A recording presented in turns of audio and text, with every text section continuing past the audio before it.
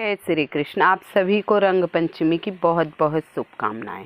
कथा आरंभ करते हैं। ओम श्री गणेशाय नमः। पौराणिक कथा के अनुसार भगवान श्री कृष्ण ने राधा रानी के साथ चैत मास के कृष्ण पक्ष पंचमी तिथि को रंगों की होली खेली थी। गोपियों ने जब भगवान कृष्ण के प्रेम में राधा रानी को डूबा देखा तो वो भी भगवान की लीला में शामिल होकर उनके साथ होली खेलने लगी। पंचमी तिथि को धरती रंगों से रंग गई थी और बहुत सुंदर लग रही थी। तब देवी देवता भी स्वर्ग से धरती का अद्भुत नज़ारा देखा तो मन में ही भगवान और राधा रानी के साथ होली खेलने की इच्छा जागृत हुई। फिर देवी देवता भी गोपियों और ग्वालों को रूप लेकर भगवान श्री कृष्ण राधा के साथ होली खेलने धरती पर आए। यही कारण है इस दिन देवी देवताओं की होली मानी जाती है और रंग पंचमी का दिन होता है। आज भी राधा कृष्ण रानी का भेष बदलकर रंग पंचमी पर भक्तों के साथ होली खेलने आते हैं। कहते हैं रंग पंचमी की एक और कथा है, बड़ी अद्भुत, बड़ी निराली कथा। यह कथा भगवान शिव, माता पार्वती और कामदेव से जुड़ी बताई जाती है।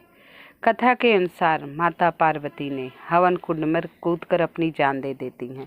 जैसे कि आप लोगों को पता है, माता पार्वती के सती के पिता हवन का आगमन रखते, यज्ञ करवाते हैं, सभी को निमंत्रण देते हैं, सभी देवी देवता को बुलाते हैं, भोले बाबा को नहीं बुलाते। माता क्रोधित से लाल हो जाती हैं, बोलती हैं आपको नहीं बुलाए, सब मैं जा रही हूँ। भगवान के लाख मना करने के बाद भी सती वहाँ पहुँच जाती हैं। कहती हैं जहाँ आमंत्रण नहीं मिलता वहाँ नहीं जाती। लेकिन माता सती एक ना मानी भोलेनाथ की और दक्ष के यज्ञ में अपने पिता के पास पहुँच गई और बहुत भला बुरा कहा, लेकिन पिता उनकी एक नहीं सुनी और उन्हें बुरा लगा तो वे यज्ञ कुंड में कूदकर, हवन कुंड में कूदकर अपनी जान दे देती हैं। और यहाँ भगवान शिव साधना में लीन रहते हैं। इसी दौरान माता जान देने के बाद भगवान साधना में लीन हो जाते हैं। वहाँ जाते हैं, तांडव करते, और यही माता सती के अंग जगह जगह गिरे। वही 51 शक्तिपीठ हैं। जहाँ जहाँ माता के अंग गिरे हैं वहाँ वहाँ माता की मूर्ति है। और इसके बाद साधना में लीन हो जाते। इस दौरान धरती से लेकर स्वर्ग, पाताल, तारकासुर नामक असुर का बड़ा अत्याचार बढ़ गया। वो बच्चों पर, स्त्रियों पर, साधु पर, संतों पर निरे अत्याचार करते रहे। हद हो गई अत्याचार की। अब देवता भी परेशान हो गए, स्वर्ग लोक पे अधिकार कर लिया। अब देवता लोग भी परेशान हो गए। असुर के अत्याचार दिन ब दिन बढ़ता जा रहा था। अब देवता सोच रहे थे इसका वध बहुत ज़रूरी है। किसी प्रकार अगर इसका वध नहीं हुआ तो ये धरती को तहस नहस कर देगा। स्वर्ग में भी देवताओं को रहने नहीं दिया, निकाल दिया। तब भगवान शिव और माता पार्वती का विवाह बड़ा ज़रूरी हो गया। अब यहाँ तो माता पार्वती हिमालय राज की पुत्री के रूप में माँ सती ने जन्म ले लिया था, लेकिन यहाँ प्रभु तपस्या में लीन थे। किसी की हिम्मत नहीं थी भगवान शिव की तपस्या कोई भंग कर सके, क्योंकि उनके त्रिनेत्र से सब डरते थे। तीसरी आँख खुल जाएगी, उनके क्रोध से प्रलय आ सकती थी। अब भगवान बड़ा विचार विमर्श किए। यहाँ ब्रह्मा जी के पास गए, भगवान विष्णु के पास गए। बोले अगर अब भगवान शिव के ही पुत्र से तारकासुर का वध होना था, ब्रह्मा जी ने यही वरदान दिया था, अब क्या करें। भगवान विष्णु के पास गए, बोले हे प्रभु, हे जगत के पालनहार, आप ही कुछ करिए, प्रभु की तपस्या भंग कराइए और माता पार्वती से उनके विवाह का योग बनाइए। ब्रह्मा जी के पास गए, लेकिन अब किसी की हिम्मत नहीं थी कि प्रभु के सामने जाकर उनकी तपस्या भंग कर।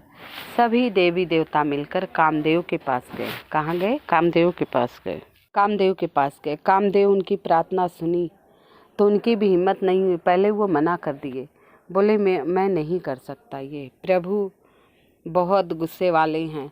लेकिन सबने समझाया तारकासुर का वध नहीं होगा तो बहुत परेशानी हो जाएगी, बहुत ज़्यादा परेशानी हो जाएगी। इंद्र ने कहा हे कामदेव, दिन ब दिन इसका अत्याचार बढ़ रहा है और ये स्वर्ग से लेकर पाताल धरती तक सबको परेशान कर रहा है। इसका वध नहीं हुआ तो प्रलय आ जाएगी। अब कामदेव बड़े हिम्मत करके रति कामदेव गए।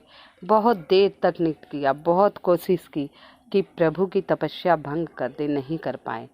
आखिरी में जाकर कामदेव ने जब पुष्प बाण चलाया, इससे भगवान शिव की साधना भंग हो गई। तपस्या में लीन थे और उनका तीसरा नेत्र खुल गया और कामदेव वहीं भस्म हो गए।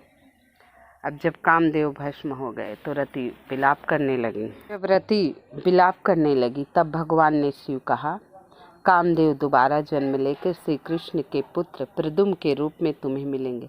जब कामदेव को दोबारा प्रद्युम्न रूप में आए और उन्हें अपना अस्तित्व याद आया, वो चैत मास की पंचमी थी, कृष्ण पक्ष की। देवी देवता जब इतना सुने, इसी अवसर पर देवी देवता और ऋषियों ने रंगों के साथ त्यौहार मनाया, नाचा गाया, खूब हर्षोल्लास से ये त्यौहार मनाया और प्रभु को गुलाब समर्पित किया।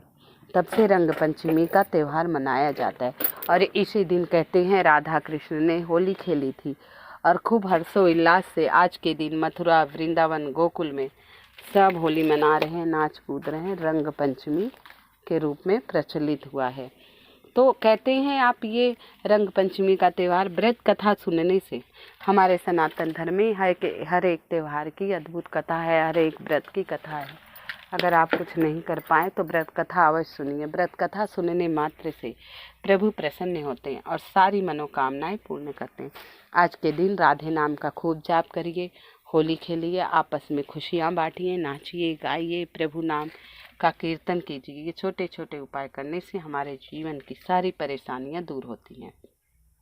आशा करती हूँ आप सभी को मेरी वीडियो पसंद आ रही हो तो कृपया लाइक एवं सब्सक्राइब अवश्य कर दिया कीजिए।